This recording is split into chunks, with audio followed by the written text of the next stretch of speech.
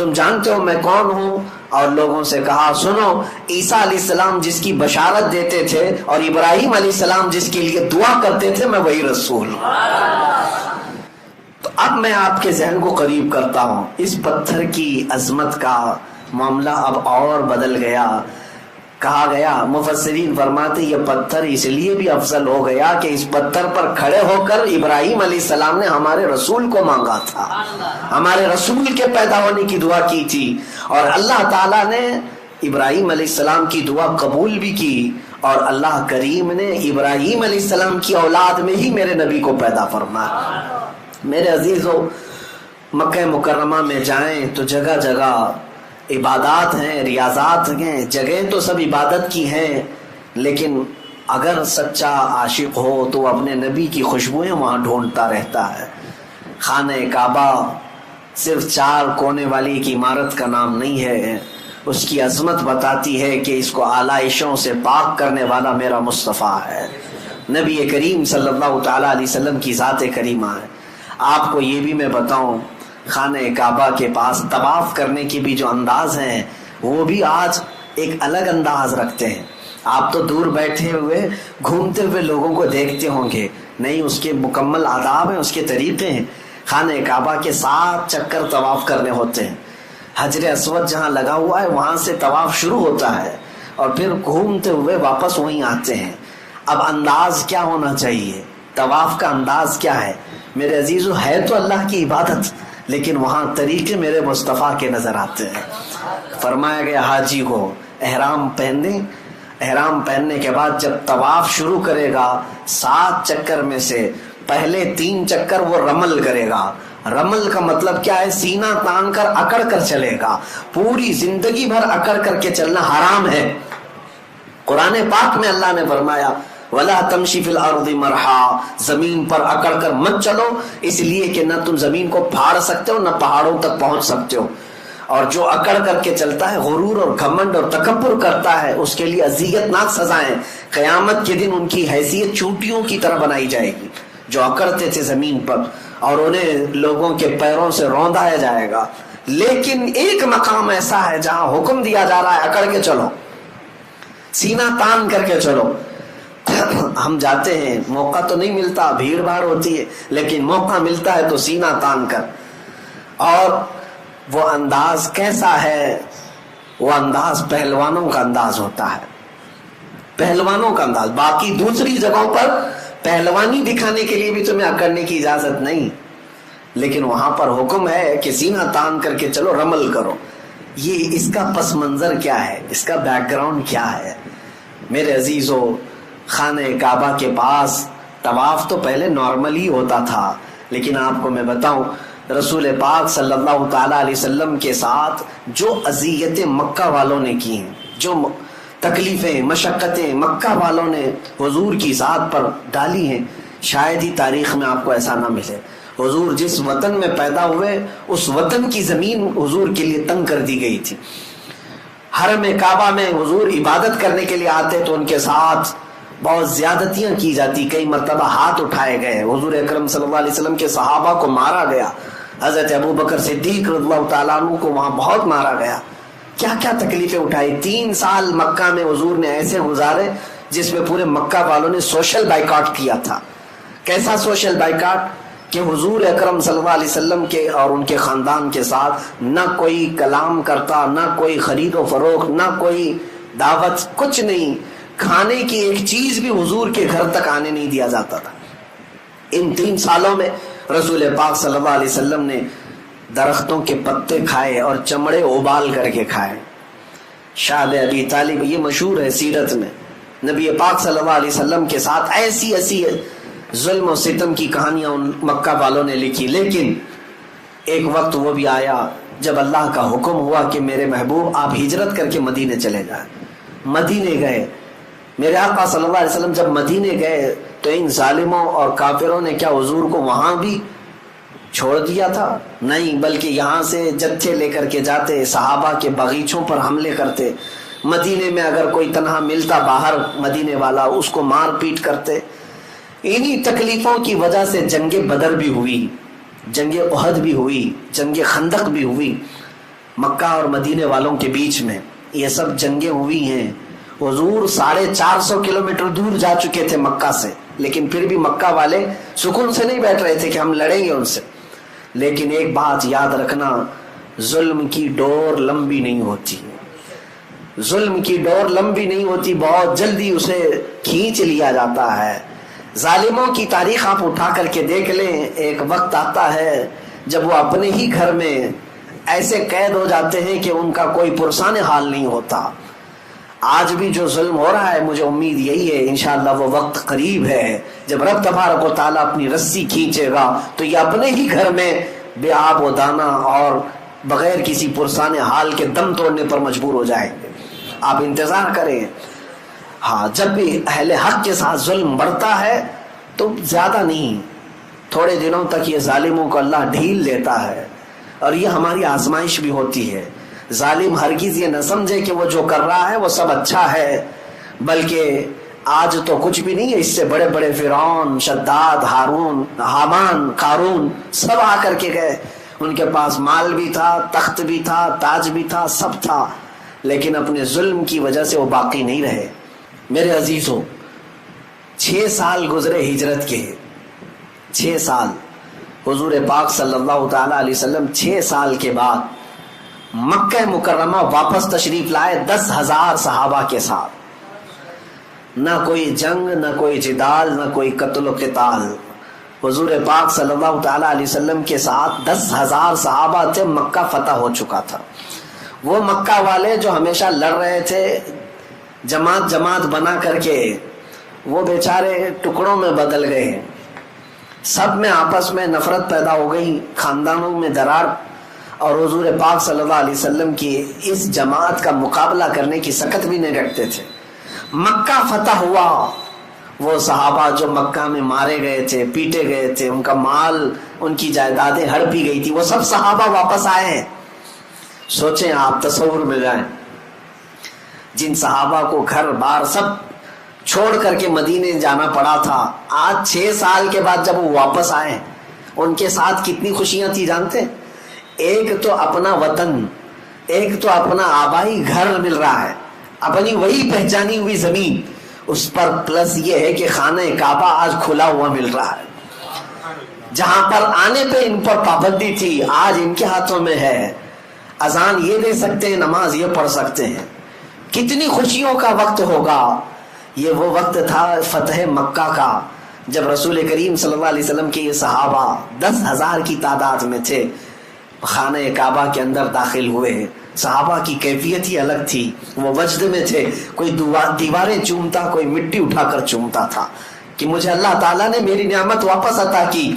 انہی میں سے کچھ صحابہ ایسے تھے جب ان کافروں اور مشرکوں کو دیکھ رہے تھے جو ہتھکڑیوں میں تھے, آج مجبور تھے, تو ان کے سامنے سینہ تان کر کے طواف کرنے لگ گئے, اکڑ کر کے طواف کرنے لگے. طواف تو ہو ہی رہا تھا, حضرت عمر فاروق رضی اللہ تعالیٰ عنہ بیچ میں آ گئے. اس صحابی کے, حضرت سعد اور ایک صحابی تھے, کہا کہ یہ کس انداز سے چل رہے ہو تم. حضرت عمر آ کر روکنے لگے, یہ کس انداز سے آج تم چل رہے ہو, یہ طواف کا طریقہ ہے. تو حضرت عمر جب روکنے لگے, میرے مصطفیٰ کریم صلی اللہ علیہ وسلم نے پیچھے سے پکارا اور کہا, عمر چھوڑ دو, اس کی ادا کو اللہ بھی پسند کر رہا ہے. اللہ کو یہ پسند ہے کہ اس کے دشمنوں کے سامنے سینہ تان کر کھڑے رہے. اللہ کو یہ پسند ہے. اللہ تعالی ہمیں ہمیشہ دشمنوں کے سامنے اسی طرح سے زندہ رکھے. میرے عزیزو, اپنوں کے لیے ہم سینہ تان کر نہیں کھڑے ہوں گے, اپنوں کے لیے کبھی اکڑ و غرور نہ ہو, لیکن اللہ سے دعا یہی کریں کہ اس کے دشمنوں اور اس کے حبیب کے دشمنوں کے سامنے ہمیشہ ہمارا سینہ چوڑا رہے, ہمیشہ ہم سینہ تان کر کے کھڑے رہیں. میرے عزیزو, طواف میں جب رمل کرتے ہیں 3 چکر, تب ہمیں یہ بات یاد آتی ہے کہ سب کچھ ختم نہیں ہوا. طواف کرنے والے حاجی کو بھی ہر بار طواف کرنے کے بعد اللہ تعالیٰ یہ درس دینا چاہتا ہے, یا اللہ تعالیٰ یہ درس دے رہا ہے کہ اے حاجی دیکھ, آج یہاں تیرے کوئی دشمن نہیں ہے جو تو سینہ تان کر چل رہا ہے. مکہ میں کون دشمن ہے تمہارے, وہاں پر طواف کے دوران کون دشمن تمہیں دیکھ رہا ہے, کوئی نہیں ہے. لیکن تجھے یہ درس دیا جا رہا ہے, بننا ہے اس طرح چل کر کے تو غلام مصطفیٰ بن جیسے صحابہ تھے. ان کی ادائیں تو دیکھ کہ میرے حبیب کے جو غلام چلتے تھے تو وہ کس کے لیے سینہ تانتے تھے؟ وہ رسول اللہ کے دشمنوں کے لیے اور اللہ کے دشمنوں کے لیے. میرے عزیزوں، میں نے سفر میں اس بات کی پوری کوشش کی ہے کہ جو بھی عبادت ہو وہاں میرے مصطفیٰ کی خوشبو تلاش کرو. نیت یہی تھی کہ جاؤں حج پر تو اللہ تبارک و تعالی ہر جگہ میرے مصطفیٰ کی یاد ہمارے سینے میں ہمیشہ رکھے. اور اللہ کا فضل اور کرم ایسا ہوا میں جتنا بھی شکر کروں کم ہے. میں آپ کو میں بتاؤں ہم جو حج کے لیے اس سال گئے تھے، اس سال کی بات کر رہا ہوں، بدھ کے دن مینا جانا ہوتا ہے. اس سال ہم جو گئے بدھ کے دن مینا گئے. جمعرات کے دن بدھ کی رات ختم ہو گئی تھی، جمعرات کو ہم مینا میں قیام کیے. 5 وقت کی نمازیں جمعرات کے دن مینا میں نماز پڑھنی تھی.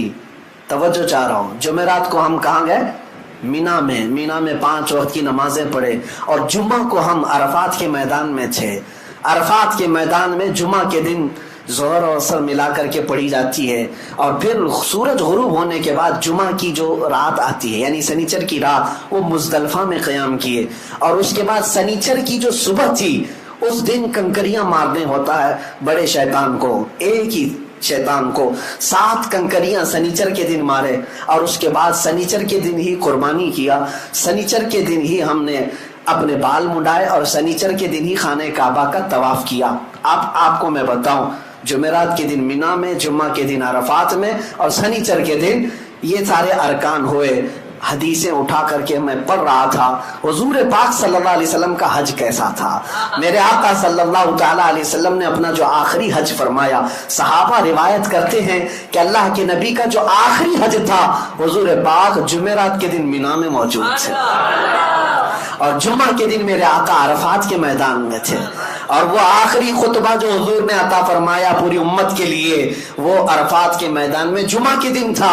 اور جمعہ کے دن سورج غروب ہوتے ہی جو سنیچر کی رات آتی ہے میرے آقا نے مزدلفہ کی طرف کوچ فرمایا، مزدلفہ میں رات گزاری. اور جب سنیچر کی صبح ہوئی حضور پاک نے کنکریاں ماری اس شیطان کو، رجیم کو. اور سنیچر کے دن ہی میرے آقا نے قربانی بھی فرمایا، بال بھی حلق فرمائے اور سنیچر کے دن ہی خانہ کعبہ کا طواف بھی فرمایا. میرے عزیزو، اس حج کو حج اکبری کہتے ہیں، عام زبان میں حج اکبری کہتے ہیں. میں اس بات پر رشک کرتا ہوں کہ مولا کریم ہمیں اس سال تو نے جو حج ادا کیا وہ میرے مصطفیٰ کی سنت پہ عمل کا بھی موقع عطا فرما. حج تو حج ہے، کسی بھی دن کریں، جب بھی وہ حج آئے، حج کا دن جب بھی آئے. لیکن جب یہ میچ ہو جائے تو عاشقوں کی بات ہی کچھ اور ہوتی ہے. وہ دن جب آتے ہیں تو یاد آتی ہے کہ آج بھی جمعہ ہے، آج عرفات کا دن ہے اور آج ہی کا وہ دن تھا جب میرے مصطفیٰ عرفات کے میدان سے خطبہ دے رہے تھے. میرے عزیزو، حج اللہ کی عبادت ضرور ہے لیکن میرے مصطفیٰ کی یادوں میں بسی ہوئی ہے، حضور کی یادوں میں اور خوشبوؤں میں بسا ہوا وہاں پر ماحول ہے. بہرحال یہ ارکان ادا کرنے کے بعد یقیناً سعادتیں اگر اور قبولیت کی سندیں اگر کہیں ملتی ہیں تو گنبد خضرا کی چھاؤں میں ملتی ہیں. یقیناً ایک حاجی جب رخت سفر باندھتا ہے طیبہ کی طرف، حرم کعبہ کی زیارتیں مکمل ہونے کے بعد عجیب سی کیفیت ہوتی ہے، عجیب سی کیفیت ہوتی ہے. جب وہ نکلتا ہے تو وجد میں ہوتا ہے، خوشیاں منا رہا ہوتا ہے. اور جس کے دل میں میرے آقا کی بارگاہ میں پہنچنے کی آس لگی رہتی ہے وہ منٹ منٹ گنتا رہتا ہے، ہر گھنٹے پوچھتا رہتا ہے ابھی مدینہ کتنا باقی ہے، ابھی کتنا باقی ہے. بسوں میں بیٹھے ہوئے حاجی کلومیٹر کے بورڈ کو دیکھتے رہتے ہیں، ابھی مدینہ 200 کلومیٹر باقی رہ گیا، 150 باقی رہ گیا، 100 باقی رہ گیا. کم از کم 6 گھنٹے یا 7 گھنٹے سفر کے بعد بسوں میں حاجی جب مدینے کی سرحدوں میں پہنچتے ہیں، اگر شام کا وقت ہوتا ہے تو بولنے کی ضرورت ہی نہیں ہوتی حاجیوں کو، بلکہ پورے مدینے کی طرف نظر کرتے ہیں تو صرف روشنی ہی روشنی ہوتی ہے، صرف لائٹ ہی لائٹ نظر آتی ہے. لیکن اس میں بھی میں نے محسوس کیا ہے کسی حاجی کو یہ بولنے کی ضرورت نہیں پیش آتی کہ حضور کی مسجد کدھر ہے، بلکہ ان ہزاروں لاکھوں لائٹوں میں بھی حاجی آسانی سے پہچان لیتا ہے میرے مصطفیٰ کی مسجد نبوی نظر آ رہی ہے. تقریباً وہ ابھی 10-12 کلومیٹر دور ہی ہوتا ہے، لیکن اسے مینار نظر آتے ہیں اور وہ پہچان لیتا ہے۔ میں نے کئی حاجیوں کو محسوس کیا ہے جو زندگی میں پہلی مرتبہ جا رہے ہیں، جنہوں نے کبھی مدینے کی وادیوں کو دیکھا نہیں، ان کو بھی آپ کچھ نہ بولیں، بس میں بیٹھے رہیں، تھوڑی دیر کے بعد وہ وجد میں اچھلتا ہوا کہے گا، مولانا وہ جو روشنی نظر آ رہی ہے کیا یہی مسجد نبوی نہیں ہے؟ ہم نے محسوس کیا کہ سچی غلامی ہو تو بڑی دور سے بھی نظر آتی ہے۔ میرے آقا کو پہچاننے کے لیے غلام، میرے عزیزو، آج میں یہ کہہ رہا ہوں کہ مسجد نبوی کی لائٹنگ دیکھ کر کے جب دور سے غلام پہچان لیتا ہے تو میدان محشر میں وہ حقیقی چہرے کو دیکھ رہا ہوگا۔ اس چاند سے زیادہ چمکنے والے چہرے کو دیکھے گا تو کیا امتی نہیں پہچانے گا؟ عزیزان گرامی وقار، ہم اسی آس میں جیتے ہیں کہ وہ آقا تشریف لائیں گے اور اپنے جلوہ جہاں آرا سے ہم سب کو مشرف کریں گے۔ مدینہ طیبہ کی حاضری یقیناً یہ ادب کی حاضری ہے۔ بارگاہ مصطفیٰ میں جب ہم حاضر ہوتے ہیں دو کیفیتیں ہوتی ہیں، ایک خوشی کی بھی اور ایک رکت کی بھی۔ خوشی کی کیفیت اس لیے کہ اب جہاں مجھے اپنی زندگی میں سب سے اخیر پہنچنا ہے وہاں میں پہنچ چکا ہوں، اس سے بڑی کوئی اور بارگاہ ہے؟ حضور اکرم صلی اللہ تعالی علیہ وسلم کا مقام و مرتبہ اللہ کے بعد سب سے بڑا ہے، اور دنیا میں ہم اس جگہ پر جب پہنچ گئے ہیں تو خوشیوں کی انتہا نہیں ہوتی، لیکن ساتھ میں ایک رکت بھی طاری ہوتی ہے۔ کبھی ہم اپنی طرف بھی دیکھتے ہیں، کہاں یہ گندے قدم، کہاں یہ مقدس حرم، اور بڑھنے میں کبھی پیر بوجھل ہو جاتے ہیں، آنسو نکل آتے ہیں کہ کہیں میرے آقا صلی اللہ تعالیٰ علیہ وسلم کی نظر پڑے ہم پر تو نہ چہرہ دکھانے کے قابل ہے نہ جسم اس طرح قابل ہے۔ لیکن میرے عزیزوں، انہی کشمکش میں ایک محب رسول جب باب السلام میں داخل ہو ہی جاتا ہے، ہزاروں کی بھیڑ میں لگی جاتا ہے، تو دل پر پھر یہ تسلی آتی ہے۔ کس بات کی تسلی آتی ہے؟ یہ سوچنے پر ہم مجبور ہوتے ہیں نہ کوئی عمل ہے سنانے کے قابل، نہ منہ ہے تمہارے دکھانے کے قابل، لگاتے ہیں اس کو بھی سینے سے آقا جو ہوتا نہیں منہ لگانے کے قابل۔ جب یہ بات یاد آتی ہے تو پھر حوصلہ ہو جاتا ہے کہ تجھ سے جو منہ چھپاؤں تو کروں کس کے سامنے؟ یا رسول اللہ، آپ کے پاس نہ آؤں تو پھر کس کے پاس جاؤں؟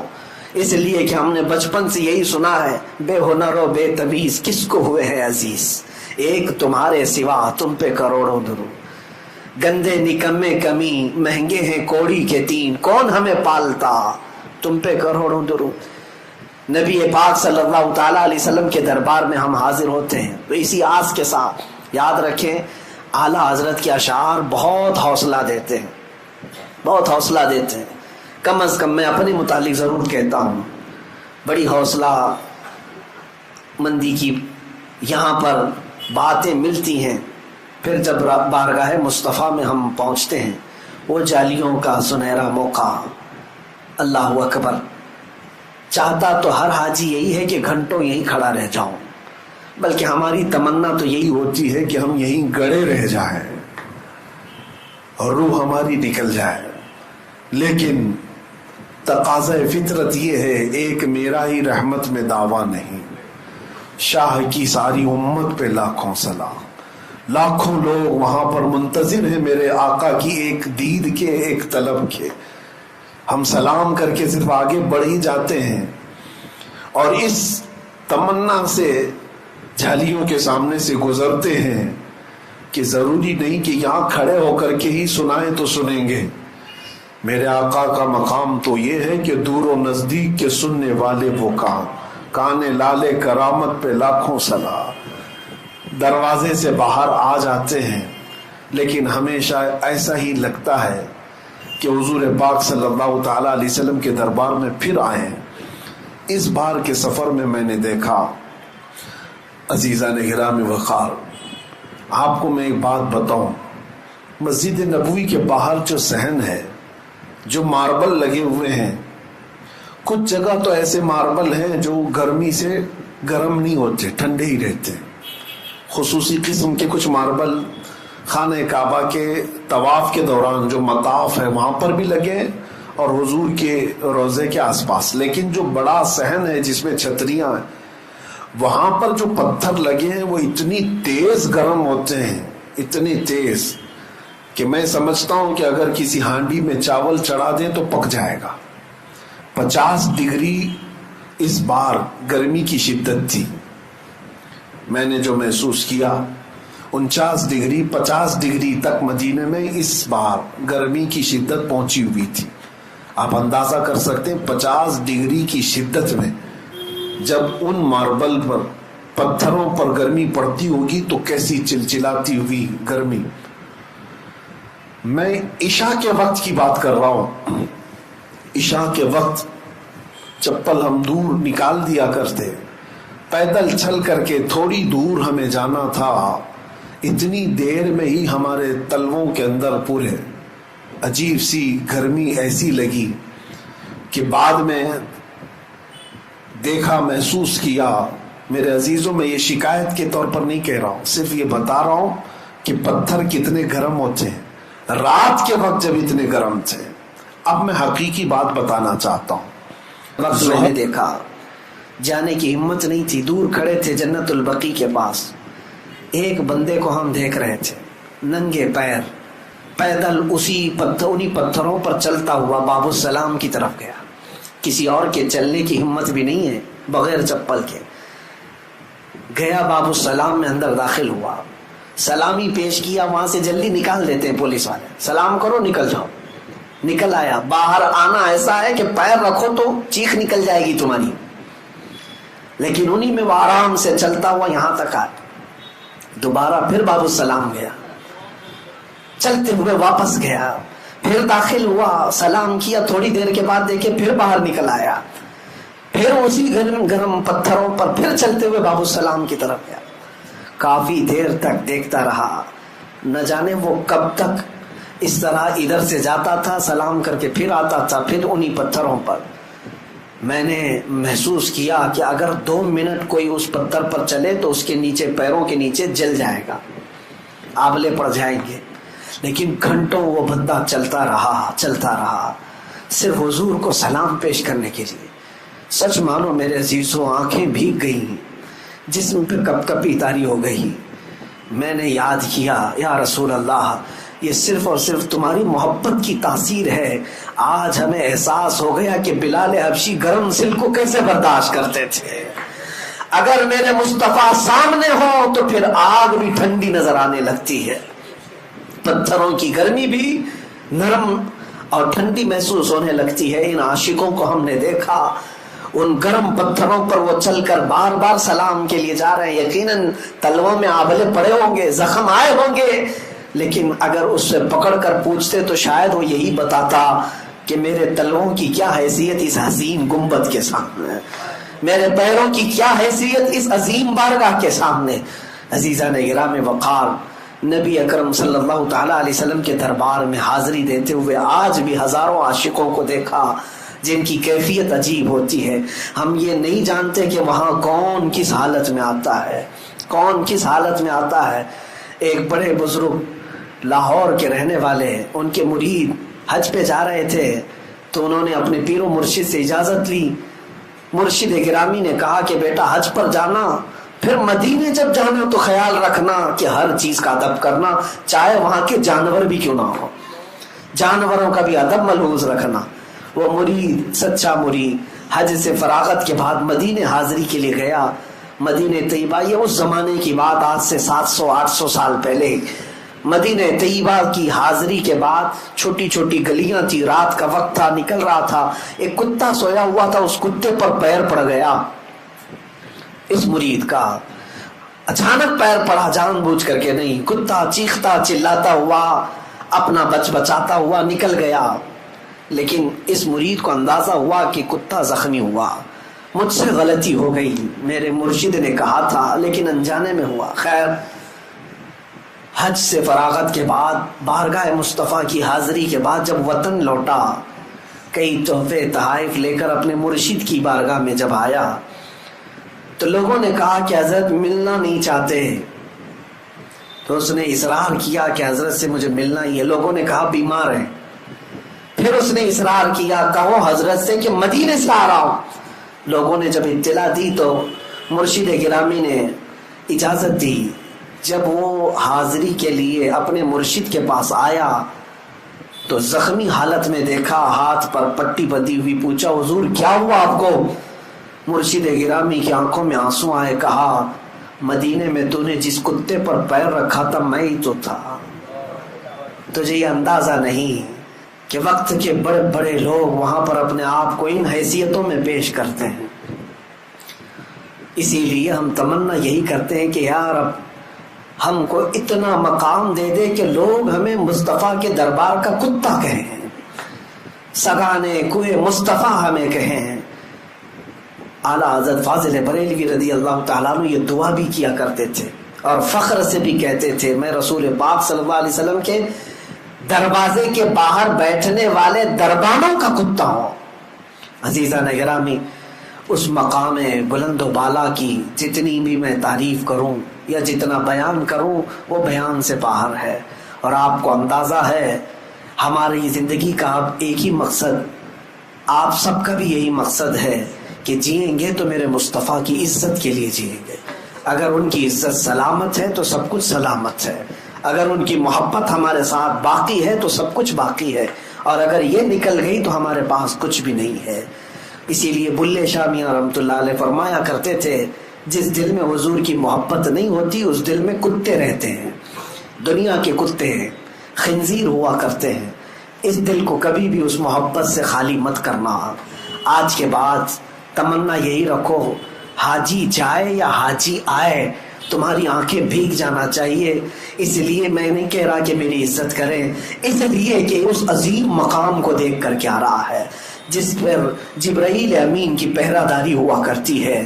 اس عظیم دربار سے یہ لوٹ کر کے آ رہا ہے جہاں پر صبح 70,000 فرشتے سلامی کے لیے آتے ہیں تو شام کو 70,000 فرشتے سلامی کے لیے آتے ہیں. وہ مقام جس کے متعلق فرمایا گیا ہے کہ وہ لحد جو مصطفیٰ کریم کے جسم سے لگی ہوئی مٹی ہے وہ عرش اعظم سے بھی افضل ہے، عرش اعظم سے بھی افضل ہے. نبی پاک صلی اللہ تعالی علیہ وسلم کے دربار میں جینا میرے عزیزو یہ حقیقت میں جینا ہے. میں نے مرشد گرامی حضور تاج الشریعہ رحمۃ اللہ تعالی علیہ کو یہ کہتے ہوئے بھی سنا ہے کہ وہ اپنے اشعار میں بھی یہ کہتے تھے داغ فرقت طیبہ قلب مزمحل جاتا، کاش گنبد خضرا دیکھنے کو مل جاتا. انہی میں انہوں نے تمنا یہ کی ہے کہ اگر حضور کے دربار میں موت آ جائے تو اے لوگوں سمجھ لو حقیقت میں وہ زندگی مل گئی، زندگی مل گئی. یہاں کا جینا تو ہم دیکھ رہے ہیں یہاں جی کر کے بھی موت کی طرح ہے، مردار کی طرح لوگ جیتے ہیں. لیکن جنت البقیع کو کئی مرتبہ دیکھو تمہاری پیاس نہیں بجھتی.